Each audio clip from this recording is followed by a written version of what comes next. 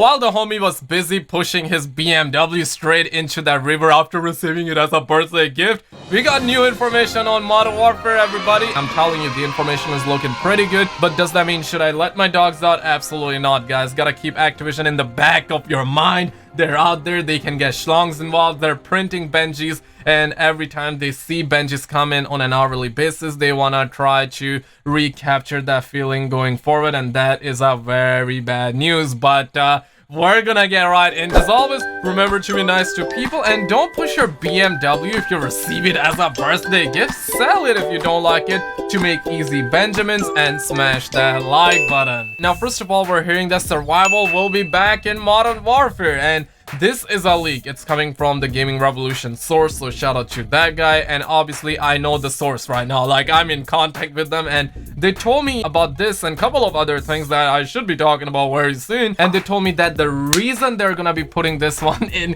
is because a lot of people are asking them, and a lot of people actually like survival, so they're like, you know what, let's actually drop that. And this said the same thing to the Gaming Revolution as well. Major shout out to TGR as always. But I'm really happy about this because obviously I'm a big Zombies fan, and we do know that we're gonna be having a beta on September 12th, so we're gonna be playing it then, we're gonna be recording, we're gonna be streaming, and we're gonna be no-lifing that. But then when the game comes out, I guess that I'm gonna be all over the campaign and survival, and then when I get tired of that, I'm gonna be joining the multiplayer, and then once we're tired of that, we're gonna be getting Battle Royale in early 2020. And honestly, I'm firing a lot of dopamine, but does that mean I should let my dogs out? Absolutely not, guys. The climate is not that good. Activision is out there, so On the other hand, though, we're hearing that players can edit their loadouts in Call of Duty Modern Warfare during a match, and we heard about this a month ago. If you're somebody who is subscribed to the channel, hey man, thank you so much for joining the VIP lounges. But we broke this news. I mean, the Gaming Revolution source broke this, and then we broke this, right?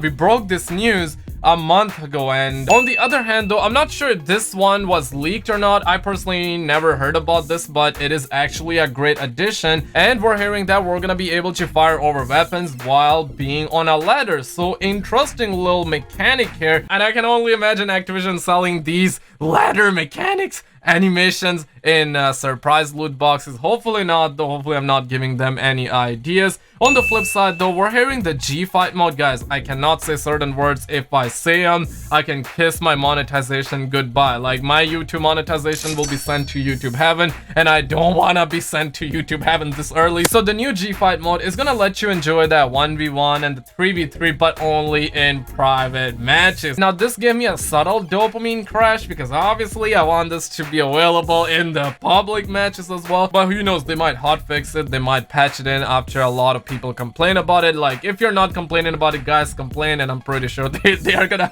put it in the game, but complain in a right manner, okay? On the other hand, though, Infinity War devs went berserk. They were talking about Infinite Warfare 2, okay? And they confirmed the fact that they had ideas for this year's 2019 game, and they had them before Infinite Warfare was shipped in 2016. And obviously, they were proud of Infinite Warfare, but somewhere, some Battlefield devs were cracking jokes. They were Batista being the out of the whole community, and they were laughing at the Infinite Warfare trailer, and then they came out with that Battlefield 5 gameplay trailer. And obviously that was filled up with SJW, so therefore, you know, somewhere that Call of Duty fanboy was kind of booming. But yeah, they had ideas for a real modern urban game since Infinite Warfare, so that is pretty good. Now this one is priceless, okay, because Patrick Kelly, who is Infinity Ward studio head, that person voiced that they should make Modern Warfare again. And bro, I'm telling you, like, if Patrick Kelly wasn't around, you can kiss Modern Warfare series goodbye, right? But Patrick Kelly woke up and he was like, nah fam, we gotta make Modern Warfare. And therefore, now also Taylor says that he grew fond of Infinite Warfare's character, but put those aside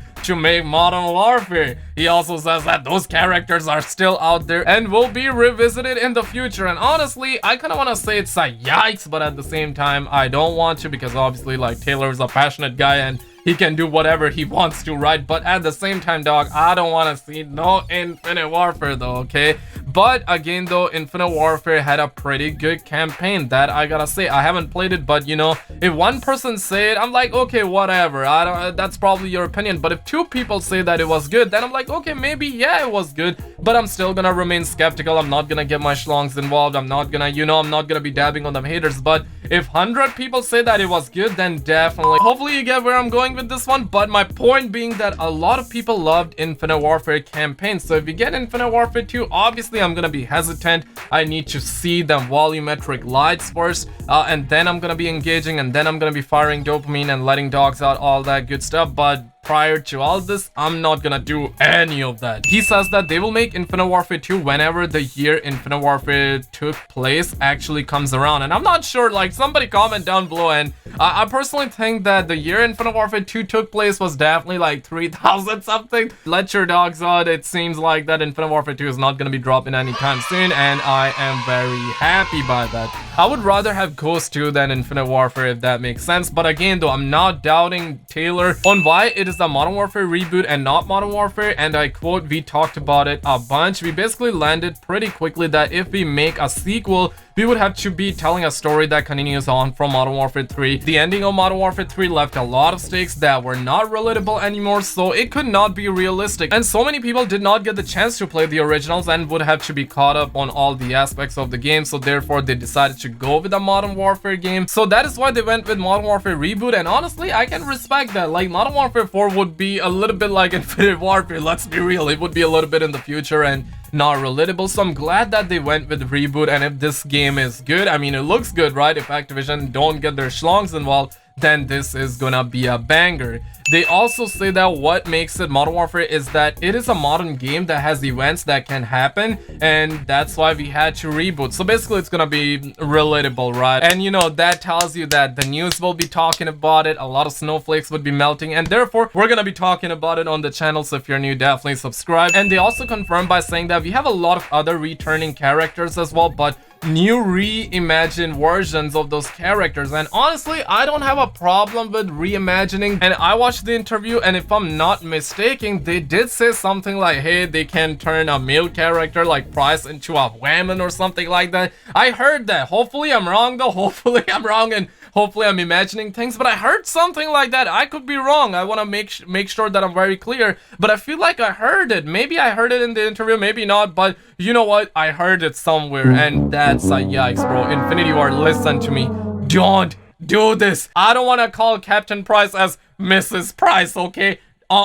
Not gonna run well. Cannot call Mr. Ghost Mrs. Ghost, okay? We talked about some radical casting ideas for the characters. Also, there's enough differences that it is not the same original Modern Warfare story, and overall feeling to the actors makes it new and modern. And they also confirmed by saying that we do not want to spoil who comes back, but obviously we know many people are gonna be coming back.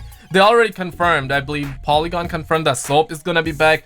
Ghost was leaked a while ago, and I'm pretty sure a bunch of old characters will come back. Hopefully not as Mrs. Ghost or Mrs. Soap, right? I do not want to see that, man. That would change my perception. And as 402 Thunder always say, I'm not gonna be saying that. As he always say, come on in, I'm saying do not come on in. Now, Minkoff also confirmed by saying that this has been the easiest development of his career because of how energized people have been towards the same goal. And honestly, that's good to know. I know that some people will twist it and be like, okay, so you didn't have to work hard on this game. Not buying this game. Honestly, him saying that it was easy, that just tells you that, like, they had the ideas ready, they had the plan ready, and if everyone is happy about it, if everyone is like hyped about it, you know, it's gonna be pretty easy to work. And I guess that Modern Warfare is that game. You cannot go wrong with it, right? And any idea you would take from real life would instantly be relatable, and people are gonna be, you know, it's gonna be relatable, so people are gonna appreciate it more, and you cannot go wrong with it. And he also confirmed by saying that this game is a game that is more authentic, and said that we had one level that was not testing very well. It did not have the player agency, and this confirmed a leak. I'm gonna talk about it. It actually confirms 2 leaks, but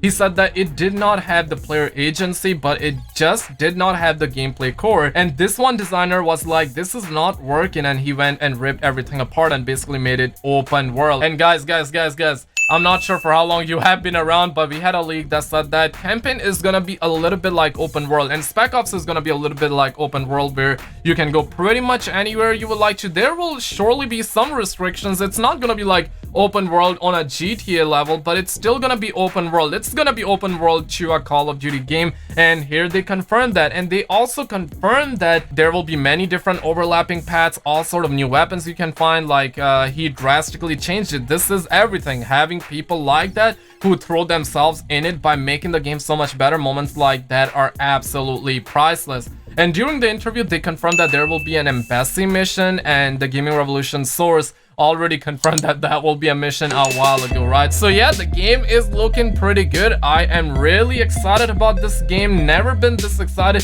I'm not mind blown though. I gotta be real about it. I'm gonna be mind blown if Activision don't get their schlongs involved. But let me know your thoughts below. Like and subscribe. Check out some other videos on the screen, and I will see you in the next one.